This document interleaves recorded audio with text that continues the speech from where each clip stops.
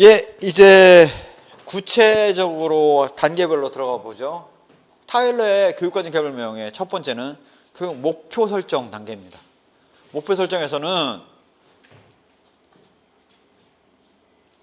타일러가 포괄성, 일관성, 실현 가능성을 가장 중요하게 얘기를 하고 있죠. 그래서 일반적인 원리는 뭐 다당성, 포괄성, 배타성, 위계성, 의사소통성, 적용 가능성 뭐 이런 식의 것들이 나오는데 여기다가 좀 막말로 얘기해서 내가 여기다가 민주성이라고 넣었어요. 교육과정 개발 그 목표를. 그거 틀렸다라고 할 수 있습니까? 그거 안 되죠. 어렵단 말이에요. 바꿔서 얘기하면 이렇게 일반적인 원칙의 경우는 원리는 논술 시험으로 나오기가 어려워요. 그러니까 이 부분에 읽어만 두시고 그러면 목표 설정에 원리 문제 냈을 때 직접 시험에 나올 만한 건 뭐냐? 이거죠. 타일러가 제시한 목표 설정 원리. 포괄성, 일관성, 실현 가능성이 무슨 개념이고 이 세 가지를 썼냐? 이거 이외의 거는 타일러가 얘기를 안 했기 때문에 정답과 오답이 명확하죠. 그래서 이런 것들이 우리가 나올 수가 있습니다. 포괄성, 일관성, 실현 가능성이 무슨 개념이고 뭐 이 개념이 뻔한 내용이죠. 협소한 부분이 아니라 넓은 부분을 다룰 수 있는 포괄성을 갖고 있어야겠다. 그 다음에 학습 경험 간의 일관된 경험을 제공할 수 있어야겠다. 실현 가능성이라는 학습이 가능해야겠다. 우리가 목표 1000개 중에 500개는 초등학교로 내려보내고 500개는 중고등학교로 올려보내는 이유가 그거지 않습니까? 실현 가능한 걸로 하기 위해서. 그래서 이런 목표 설정의 원리 이거 하고 우리가 지덕체 전인 교육을 하고 있잖아요. 그래서 목표 자체도 어떻게 돼야 되느냐? 지덕체의 전인 교육의 목표가 수립이 돼야 돼요. 즉 학교 교육에서 목표를 봤더니 이거는 지, 이거는 덕, 이거 체로 구분해 봤더니 덕과 체가 빠져있더라? 그러면 그건 전인교육 목표가 안 된 거예요.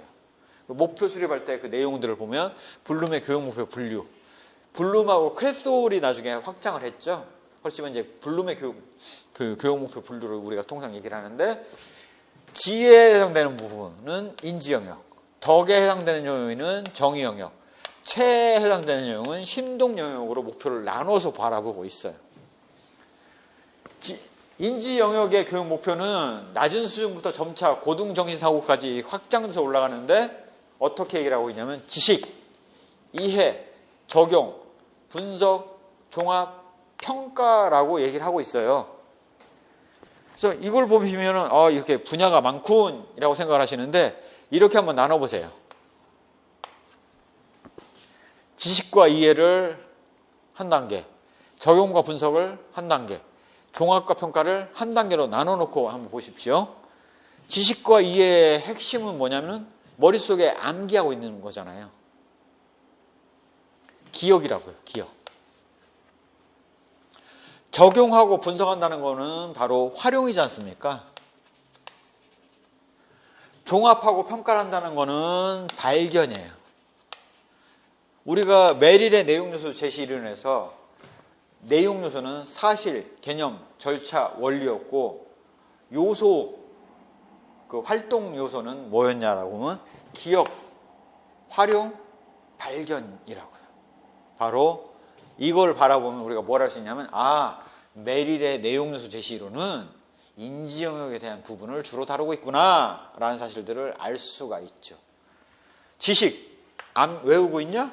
이해, 외우고 있고 그 내용이 무슨 의미인지 의미를 파악하고 있냐? 이해. 적용, 머릿속에 들어가 있는 지식을 활용해서 내가 그 적용을 할 수 있느냐? 이게 바로 적용이죠. 네, 분석은 적용해 봤을 때 안 되는 게 있으면 그게 왜 안 되는지 원인 파악하는 게 바로 분석이죠. 종합은 내가 알고 있는 지식들을 결합해서 새로운 것들을 만들어내지 않습니까? 발견이죠. 새로운 사실들을 깨닫잖아요. 발견.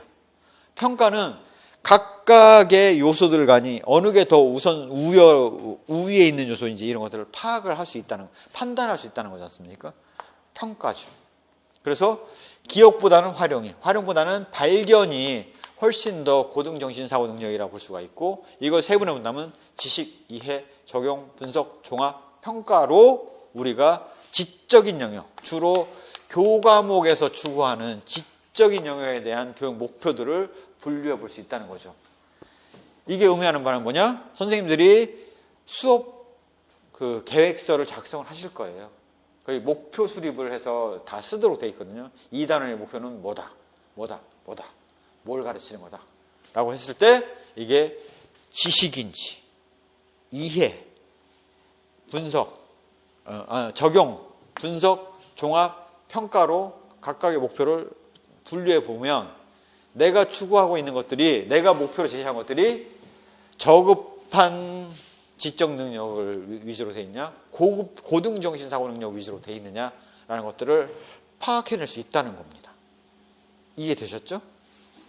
이건 목표 그냥 나열하는 게 목적이 아니에요. 내가 목표로, 수업 목표로 제시하는 것들을 놓고 이게 적용인지 분석, 종합, 평가를 할 수 있는 것 중에 구분해 놓는 것만으로도 많은 것들을 느낄 수가 있다는 거죠. 이거는 지적인 영역이에요. 덕에서는 주로 우리가 태도라고 얘기를 하죠. 학습에 대한 태도. 학습을 했더니 어떠한 반응이 오느냐라는 거예요. 그래서 정형에서 감수, 우리가 누구누구 감수 뭐 이런 식의 얘기들이 써있는 책들 많이 보셨을 거예요. 대학 교수 누가 봤다, 이게 감수 아닙니까? 감수는 한마디로 얘기하면 봤다. 내가 집필은 안 했지만 내용물을 봤다. 이게 감수죠. 반응, 봤더니 좋더라. 이게 반응이에요.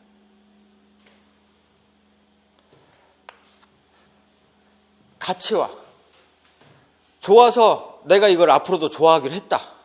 이게 가치화예요. 앞으로도 좋아할 거야. 가치화예요. 조직화는 이게 너무 좋아서 나는 앞으로 취미로 삼으려고. 이게 조직화죠. 인격화는 나의 삶의 목표가 이거다 라고 하는 게 인격화죠. 그래서 감수, 반응, 가치화, 조직화, 인격화라는 것들의 의미를 그런 정도로 이해를 해두시면 충분해요. 주로 태도 형성에 관련된 부분이에요. 교과목에 대한 태도, 선생님에 대한 태도, 삶에 대한 태도, 노력에 대한 태도, 이런 것들이 바로 감수, 반응, 가치와 조직화, 인격화죠. 감수는 봤다, 제3적인 관점이에요. 참여하지 않았다고요. 하지만 인격화는 내 삶을 뒤바꾼 사건이라고요. 그래서 그 레벨이 낮은 것부터 높은 순까지 이렇게 올라간다. 감화받은 정도가 가장 높은 게 인격화 단계까지죠. 내 삶의 목적으로 삼았다. 목표로 삼았다. 심리운동을 줄여서 심동이라고 얘기를 해요. 바로 체육에 대한 건데요. 교육학에서는이나 일반적인 과목들은 주로 이 인지와 정의적 영역을 주로 다루죠. 심동은 주로 체육 교과목의 목표로 주로 다뤄요. 그래서 이거는 오늘 듣고 그냥 이해만 해두시면 돼요. 반사운동 이겁니다. 무릎 딱 굽혀갖고 여기 때리면 발 올라오더라. 이게 반사운동이에요.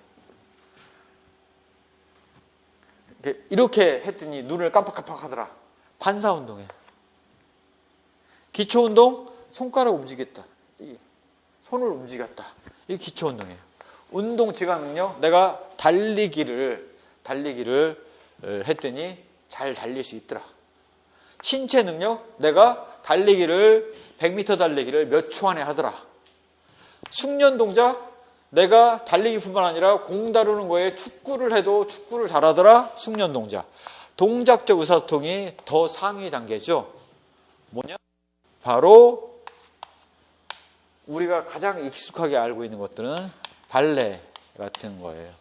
발레에서는 이렇게 표현하는 거는 얼굴이 예쁘다, 아름답다라는 의미가 있어요. 각 동작마다 의미가 있습니다. 그래서 뭐 두 명이 할 때 그 여자 발레리나가 이렇게 돌고 이런 것들이 의미하는 의사소통상 의미하는 바가 있다는 거죠.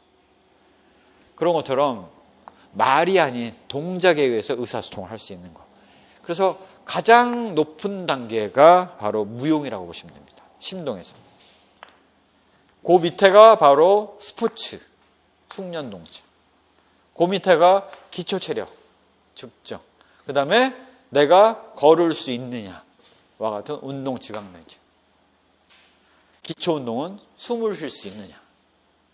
반사운동은 내가 상황에 반응해서 움직여지느냐와 같은 걸로 이해를 해두시면 되겠습니다. 그래서 가장 기초적인 것부터 가장 고등 정신 능력까지를 올라가서 이렇게 나타낸다.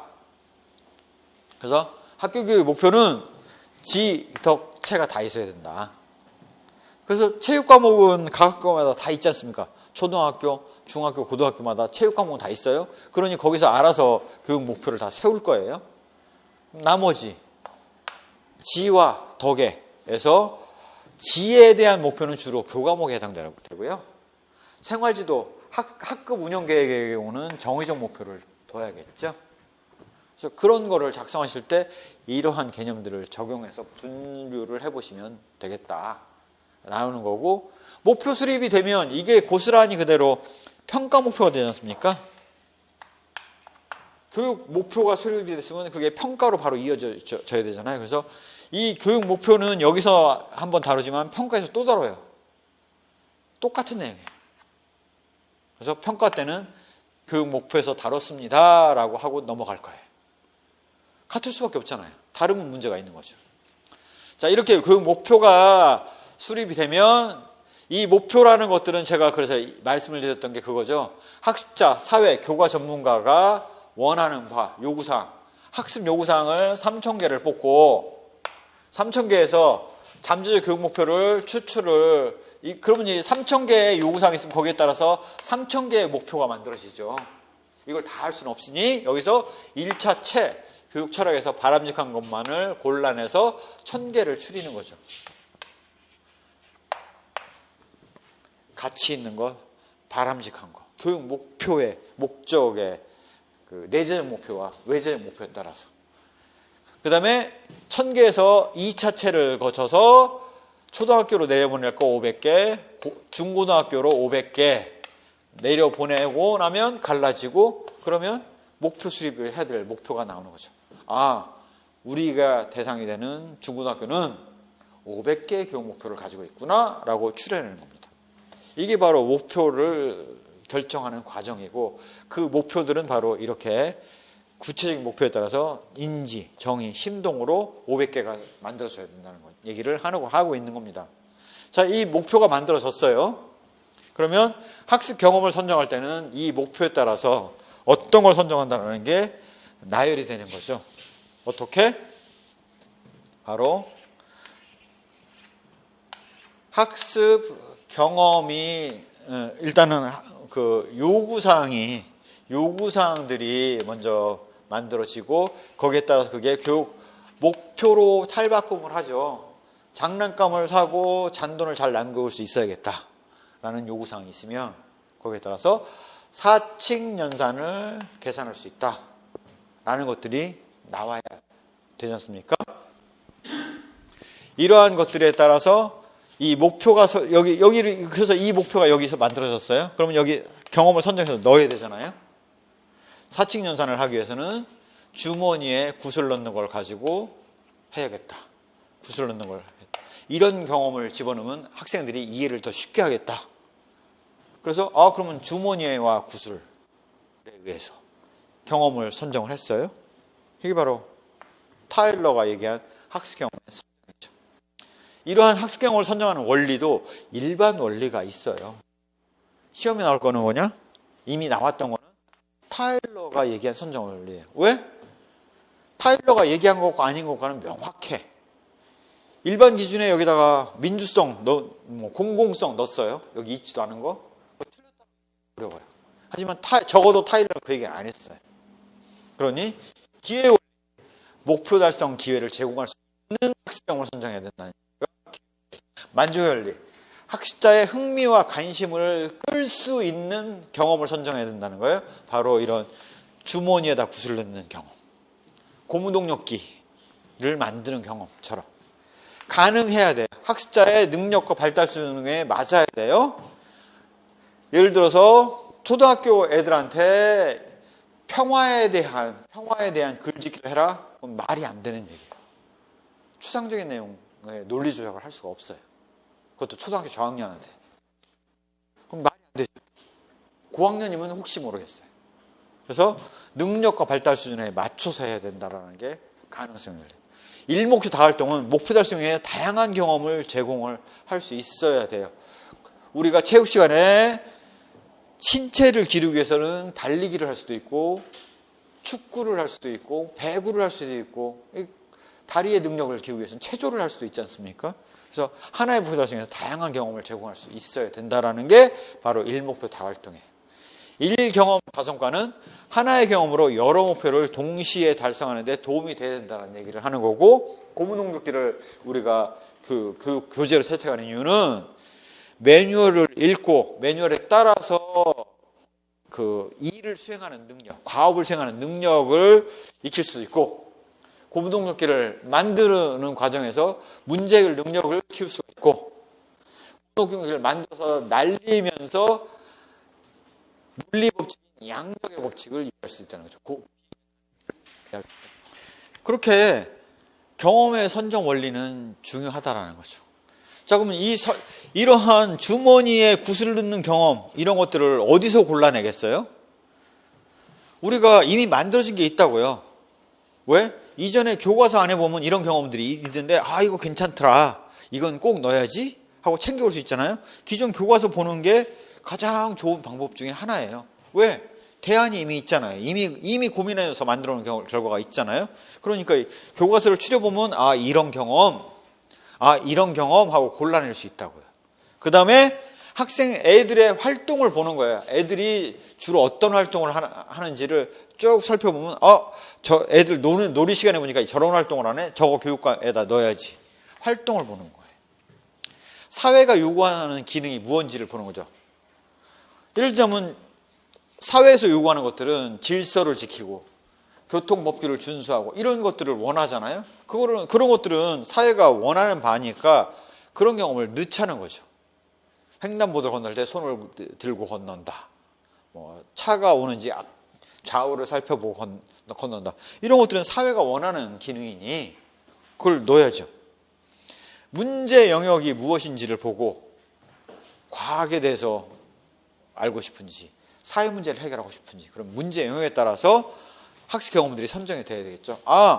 쓰레기에 있어서의 문제를 해결하기 위해서 마을 환경 개선 활동에 대한 그 과제를 내면 학생들이 열심히 알아보면서 도움이 되겠네 할 수 있죠. 그다음에 학생들이 욕구, 원하는 바를 집어넣으면 되겠죠.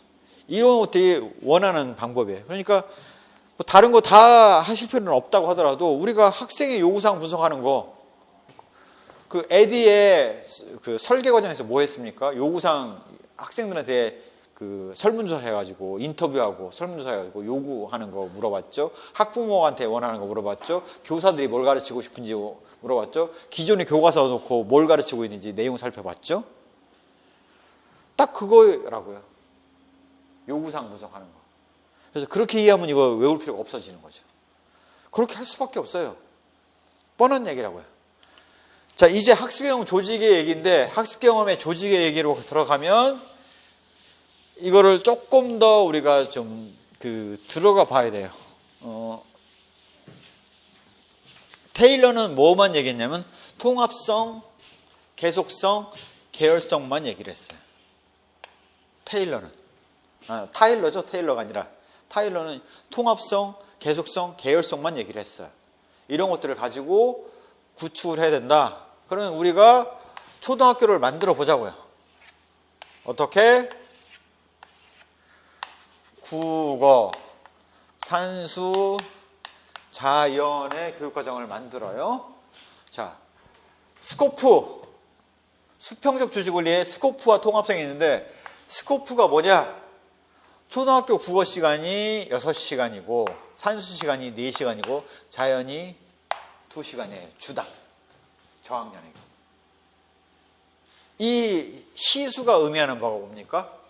그만큼 국어는 많은 내용을 가르쳐야 되고 자연은 좀 얄팍하고 덜 가르쳐도 되죠.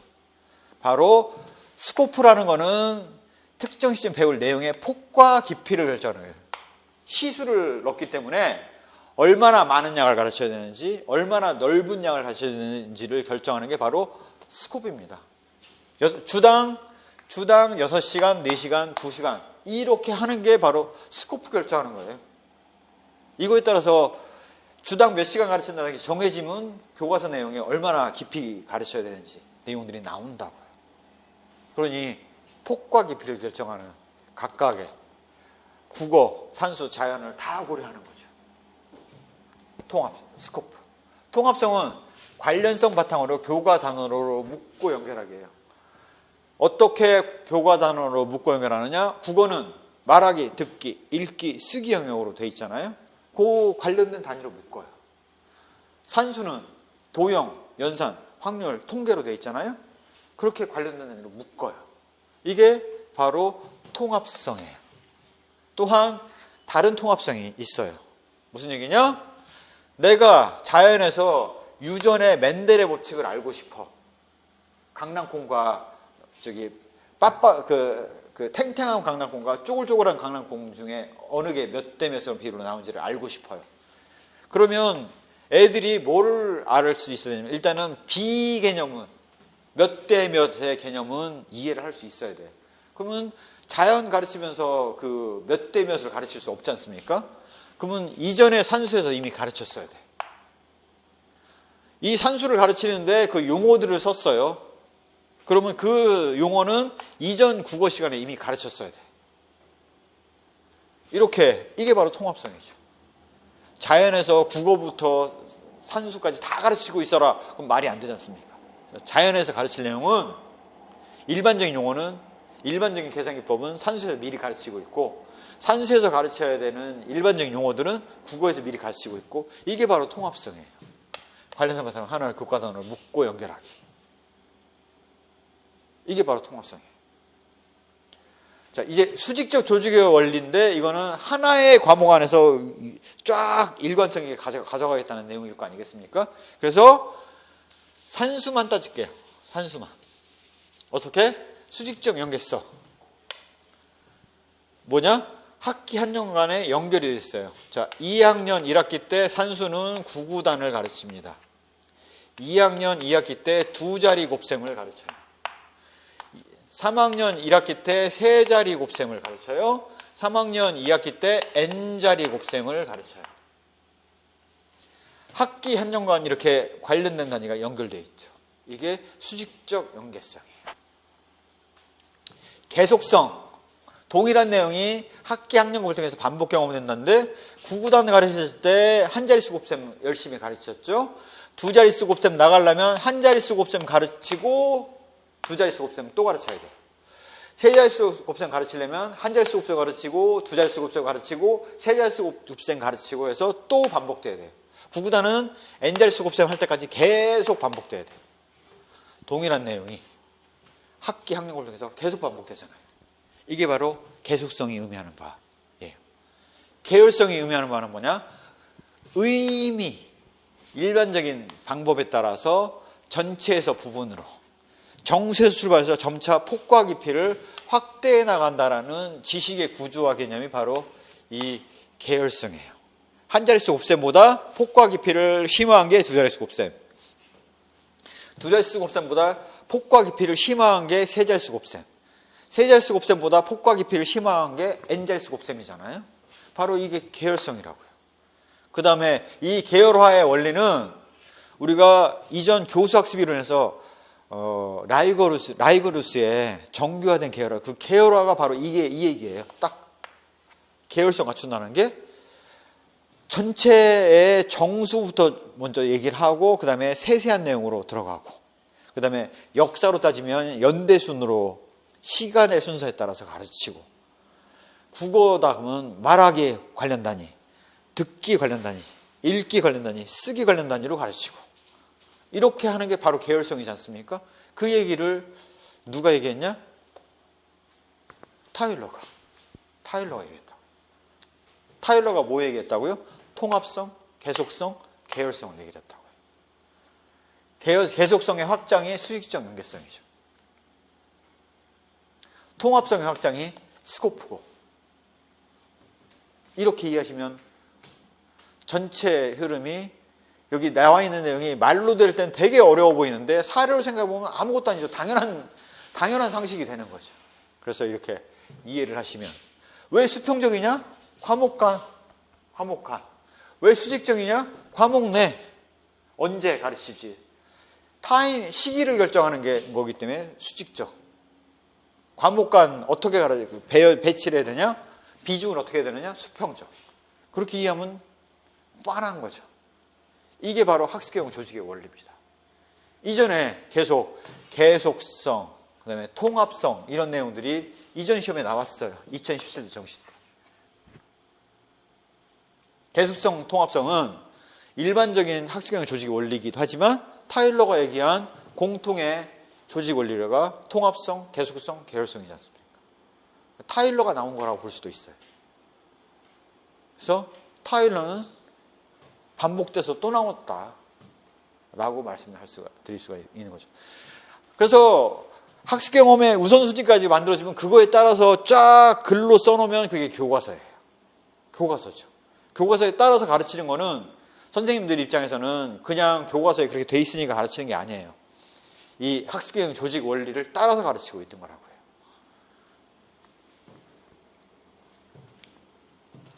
그게 되면 이거를 수업 시간에 단원을 전개를 하는 거죠. 단원을 애들한테 알려주는 게 전개예요.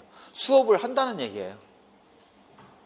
학생들에게 제공을 한다는 거예요. 자, 이번 시간은 수업 목표 뭐고 오늘은 구구단을 배워볼 거예요. 구구단은 이런 개념이에요. 우리가 저번 덧셈에 우리가 사칙연산에서 주머니에다가 구슬을 넣는 걸 했었죠.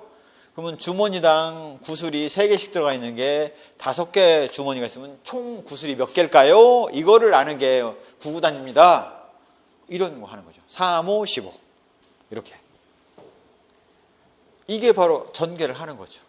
단원 목표 설정, 학습과제 분석해서 출발점 행동 진단하는데 봤을 때 우리가 교육 과정은 사전에 계획돼서 교과서가 만들어져야 되지 않습니까? 그러면 애들이 통상 2학년 1학기 때는 사칙연산은 아직 몰라.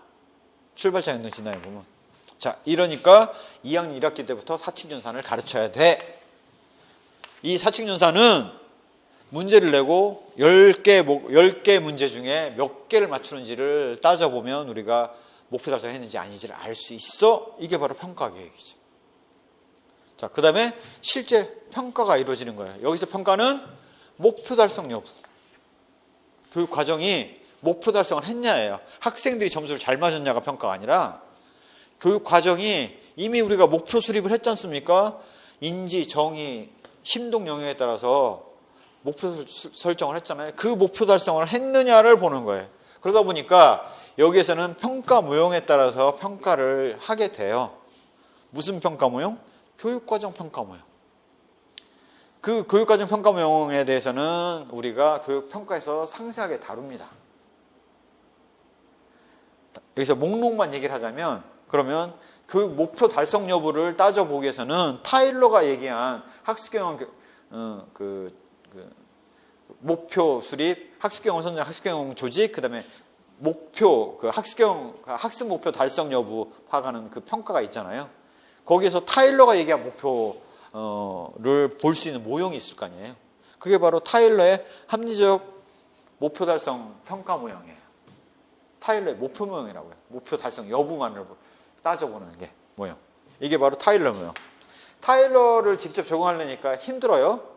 그래서 표준을 정하고 표준 대비 높은 수준이다 그러면 그 점수 이상 하는 표준을 정해서 하는 게 평가가 쉽더라. 그게 바로 프로보스가 얘기하는 괴리 모형이에요. 기준, 스탠다드, 표준으로부터 점수가 따져봤을 때 몇 점을 줄 건지. 그 다음에 그렇게 하는 것들은 목표 달성 여부로만 주로 따지는데 목표 이외의 요소들이 발생하는 것들에 대해서는 고민을 못하고 있잖아요. 목표 이외의 요소, 이래서 부수적인 효과들은 반영이 안 돼 있잖아요. 그래서 그런 것들도 같이 보자라는 게 판단 모형인데 그 판단은 전문가가 할 수밖에 없으니 스크리븐이 전문가가 판단하는 판단 모형. 스테이크는 각 교육과정의 단계별로 다양한 요소를 볼 수 있으니 다양한 그 단계별로 반응을 살펴보자. 이게 반응적 평가 모형이죠. 요거는 나중에 평가에서 다루니까 지금 있다라는 정도만 이해만 해두시면 돼요. 그 다음에 교육과정을 통해서 의사결정에 반영이 돼야겠다라는 의사결정 모형이 있습니다.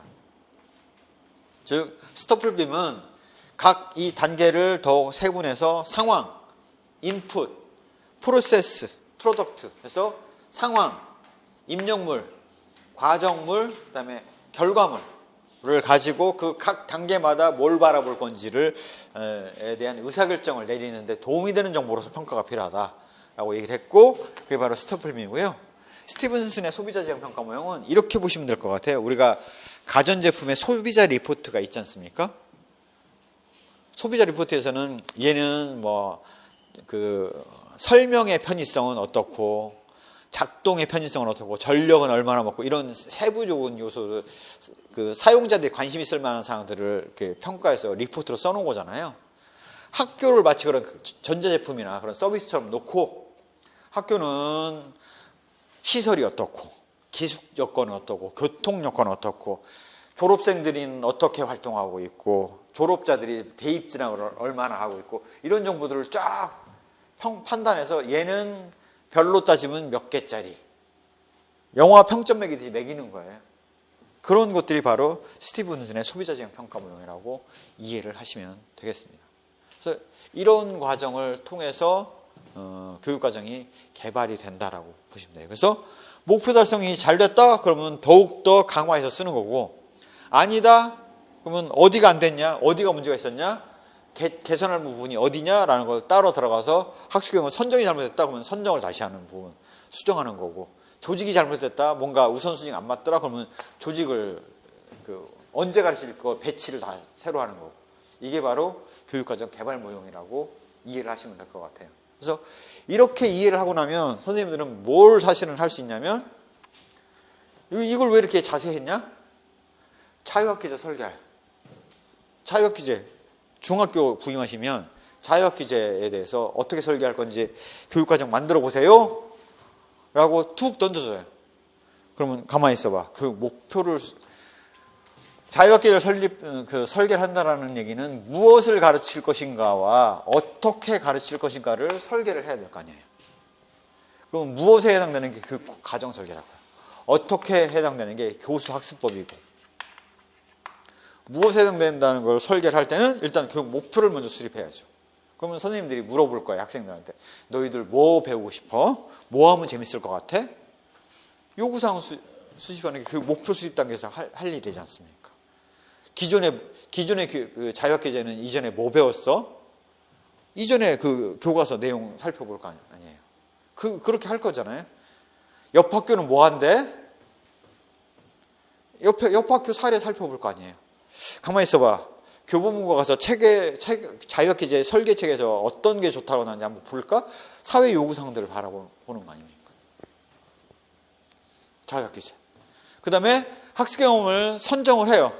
이 목표가 나왔으니 이거에서는 이런 것들을 목표로 삼아야겠다. 참가자들을 독려하고 전체 프로그램을 기획할 수 있다. 연극 기획을 하면. 참가자들의 각자의 역할에 주어진 임무를 충실히 수행할 수 있다. 연극을 하면. 각자 역할을 맡아서. 연극을 수행함에 있어서 필요한 지원 요청 사항들과 그 무대를 계획할 수 있다. 연극을 하게 되면. 이런 학습 경험들이 선정이 되는 거고 조직을 하게 되면 1차 연극이라는 게 무엇인지를 이해를 시켜서 선생님이 가르쳐야 되겠다. 그다음에 시나리오를 작성하는 작업을 해야겠다. 시나리오 만들어진 것 같다가 각자 배역을 정해서 토의를 해서 배역을 정해야겠다. 각자 연습을 해와야겠다. 플레이를 해보고 그거를 판단을 받아야겠다.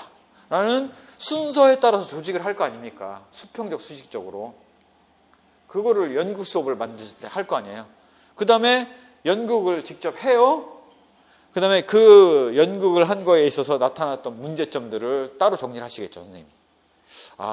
이걸 할 때 중간에 그 연극 하시는 분을 한 분 오시라고 해서 한번 공개 강의 같은 걸 해서 학생들이 듣게 하면 더 좋았을 텐데, 내지는 소극장을 방문해서 직접 무대 장치도 다 보고 했으면, 세트 만드는 과정을 한번 봤으면 더 좋았을 텐데 라는 것들을 수정해 나갈 수가 있잖아요. 그게 바로 교육과정 평가라는 거죠.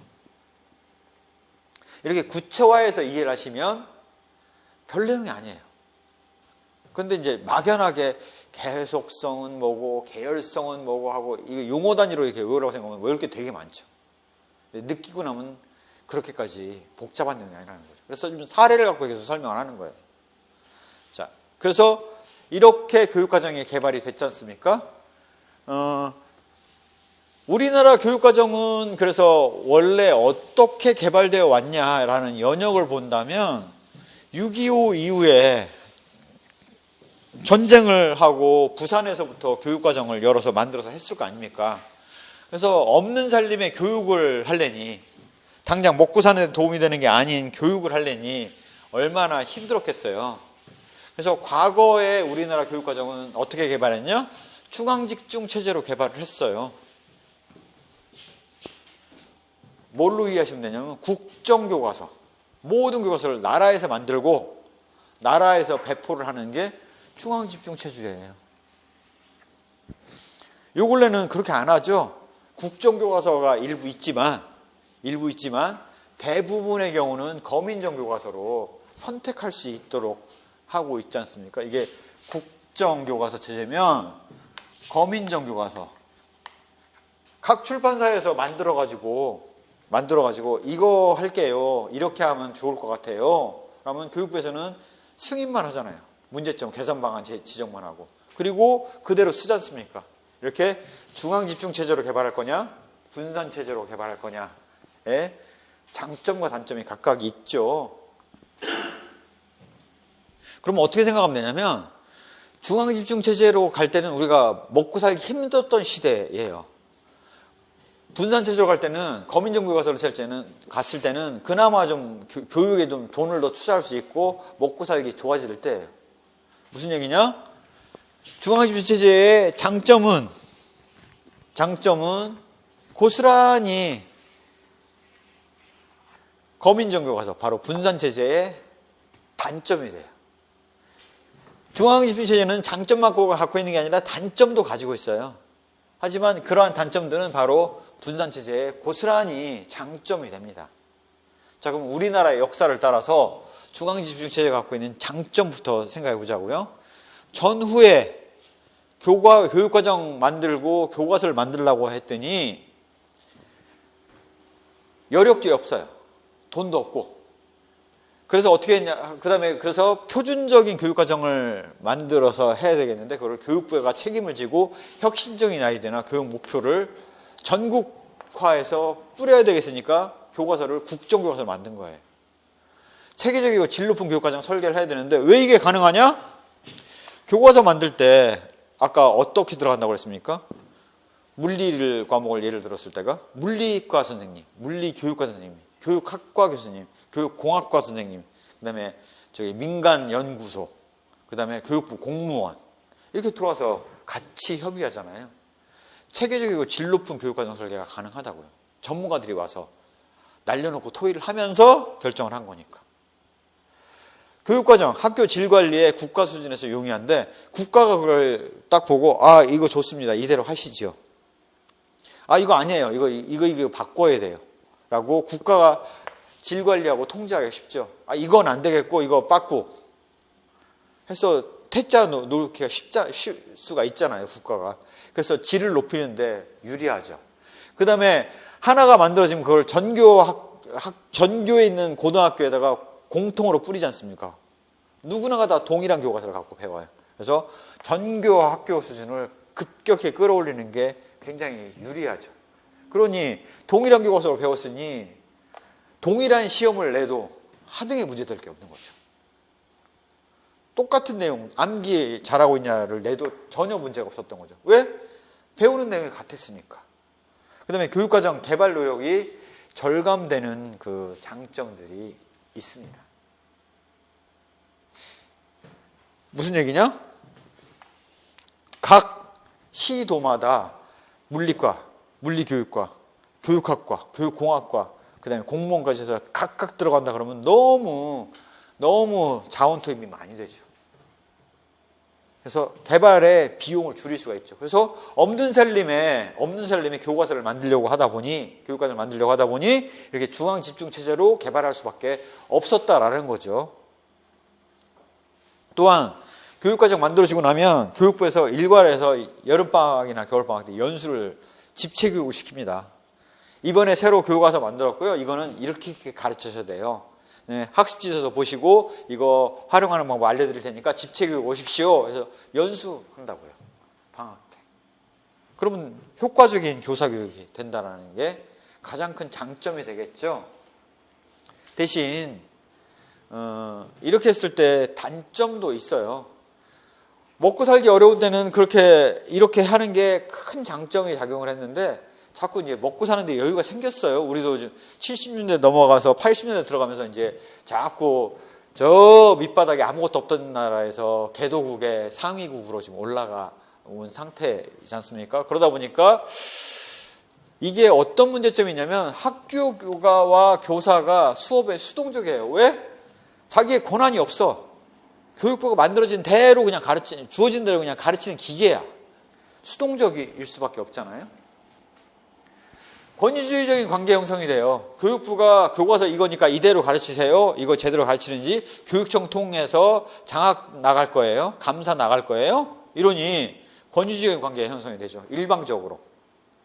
교육부가 최고위, 그 다음에 시도교육청이 지금 교육감 이전에 예전에 시도교육청에 교육장 이런 사람도 있어가지고 굉장히 파워를 발휘했거든요. 교장들이 쩔쩔맸죠. 그랬던 시절이 있었다고요. 그 다음에 시행에 획일화되고 경직화되는 게 문제인 거죠. 교육에 대한 수요가 각각 사람마다 다른데 또 지역마다 또 다르지 않습니까? 근데 이걸 획일화되게 하다 보니 한계가 있는 거죠. 교육과정 수업에 깊이 사고 안 하는 경향이 생기는 거죠. 그냥 어제 배웠던 내용이 오늘 배웠던 내용이고 교사 입장에서는 아니 뭐 이만큼 했으니 내가 더 이상 공부할 필요가 없네. 다 아는 내용인데 뭘. 그래서 깊이 사고하지 않는 경향이 나타나는 거죠. 선생님한테 그렇게 한 20년을 한 사람한테 교육과정 개발하세요 라고 하면 다 자빠지죠. 아니 왜 그걸 나한테 나 이거 한 번도 생각해 본 적이 없는데 이제 와서 나한테 뭘 어쩌라고가 되는 거죠. 자빠질 수밖에 없는 거죠. 자, 이러한 단점들이 나타나서 분산체제로 갔어요. 거민중 교과서 체제로. 그래서 각 출판사마다 쫙 해서 다양하고 탄력적이고 더 나은 교육과정 개발하기 위해서 노력을 해요. 교과서 더 나은 교과서 만들려고 개발을 하지 않습니까? 옛날 국정교과서는 흑백에 사진도 별로 없는 글만 있는 교과서였는데 칼라에 사진까지 들어가 있고 종이질도 좋고 책도 빳빳하고 정말 좋잖아요. 참고자료도 많고 교과서가 좋아졌잖아요. 문제 해결에 대한 자율 능력을 신장을 해요. 왜? 각 출판사마다 당면 문제를 잘 해결해야지 좋은 교과서를 만들 수 있고 좋은 교육과정을 만들어서 그걸 낼 수 있으니까 그런 거죠. 교육의 전문성을 제고를 할 수가 있어요. 즉, 이 교과서와 저 교과서에서 내용이 조금씩 달라요. 그러면 각자 이 상대의 교과서의 장점들을 취합을 해서 딸 거 아닙니까? 그래서 전문성을 높일 수가 있죠. 개발에 다양한 접근 방법을 수용할 수 있는 거죠. 그 다음에 학생의 필요에 따른 선택적 교육과정을 제공할 수가 있는 거죠. 이게 되니까 뭐가 됩니까? 기존에는 정규 과목만 이런 교과서를 만들었었는데 이제는 선택 과목을 열었을 때 각 출판사마다 누구네는 이쪽을 맡아서 열 수 있고 누구네는 이걸 맡아서 열 수 있고 하는 거죠. 예를 들어서 연극이다 대신 철학이다 그러면 어느 출판사는 철학에 관련된 책을 어느 출판사는 연극에 대한 책을 각자 맡아서 함으로써 학생 필요에 따른 선택적 교육과정을 제공하기가 굉장히 용이하다는 장점이 있습니다. 대신 이렇게 거민정 교과서로 하게 되면 우리가 이전 정부 시절에 역사 교과서를 국사 교과서를 국정교과서체로 돌리려고 했잖아요. 그 이유 중에 하나가 뭐였냐? 전국청 합의 교육 목표와 내용이 달라요. 즉 책마다 국사에 대해서 달리 접근할 수가 있는 방식. 질적 수준이 낮은 교육과정이 만들어질 수가 있는 거죠. 왜? 지금 교육과정 만들어진 거에 대한 책에 대해서 오류를 지적하면 뭐 몇백 개씩 나오지 않습니까? 국정교과서를 하게 되면 그런 오류를 그 검인정으로 나와서 분산 지적을 하게 되면 그것을 잡아내는 거에 한계가 있는 거죠. 교육 혁신의 전파가 어려워요. 이 교과서와 저 교과서는 내용이 달라요. 그래서 이 교과서에 혁신적인 내용을 했지만 이 교과서에는 적용할 수가 없어요. 그렇게 되면 그런 부분은 문제가 되겠죠. 지역 학교 간의 차이가 심화 가능성이 있죠. 즉 학교 입장에서는 무슨 교육과정을 채택하느냐, 무슨 교과서를 채택하느냐에 따라서 그 학습의 질이 확 달라질 수가 있습니다. 학교 성적이 달라질 수가 있는 거죠. 정책 시행에 표준화가 안 돼 있으니 모아서 집체교육을 할 수가 없는 거죠. 각 교육과정 책마다 따로 해야 되는데 그렇게 되면 질 높은 연수를 할 수가 없는 거죠. 그런 것들이 갖고 있는 그 장단점이라고 보실 수가 있습니다. 잠시 쉬었다가 이제 우리나라 교육과정의 흐름에 대해서 들어가 보도록 하겠습니다.